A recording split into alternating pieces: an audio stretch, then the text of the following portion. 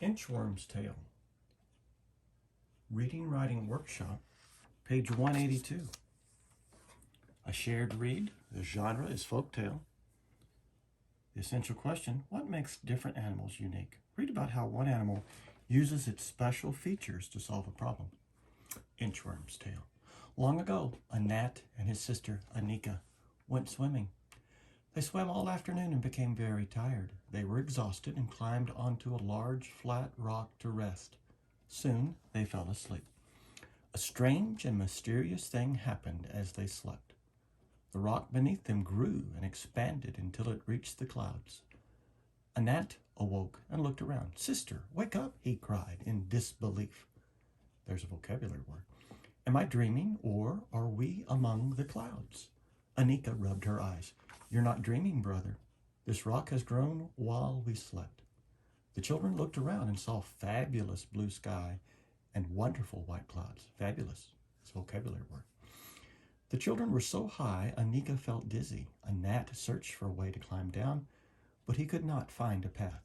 A gnat and Anika started to cry. They felt fear and dismay. Dismay is a vocabulary word. Below, the villagers became worried. Where were the children? They searched the forest, meadows, river, and lakes.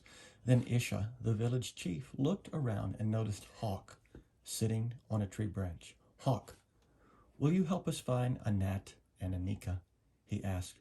"You have sharp, watchful eyes and strong wings." Watchful is a vocabulary word. "They are your best features." That's a vocabulary word. "Please use them to help us find the children." Hawk agreed to help and flew up into the sky. He tilted his head and squinted his eyes at the bright sunlight. When he was near the clouds, he spied the children on the rock. "Don't be afraid," said Hawk. "We will rescue you." Hawk was unable to carry the children down the rock, so he gathered lots of food for them to eat. Then he brought large leaves to keep them warm. Hawk wanted to make sure they were safe and unharmed. Hawk flew down to the village and spoke to Isha. Isha called all the animals together and told them they needed to help to get the children down. He asked each animal to use its most special feature to climb the tall rock. Several tried and failed. Mouse's teeth were strong and unique, but they couldn't help her climb up the rock. Unique is a vocabulary word. Bear's huge claws were good for climbing up trees. However, they could not help him scale rocks. Mountain lion's claws were sharp and powerful, but the rock was too slippery, and he slid back down. Finally, a tiny voice, filled with enthusiasm, spoke up and offered to help. Offered is a vocabulary word. "May I try, please? It's me, Tutok, the inchworm." Nchwrndtl showed them all how skillful she was at climbing. Hawk volunteered to carry Nchwrndtl to the top of the rock. Then she could lead a gnat and Anika down the giant mountain. Isha agreed to the plan. So Hawk carefully picked up Nchwrndtl in his beak. Together they flew to the top of the rock where the children were waiting. Along the way, Nchwrndtl planned for the trip down. It took almost a week for the three to climb down to the village. Inch by inch, Nchwrndtl led the children carefully down the rocky slope. Each day, Hawk brought food to the children.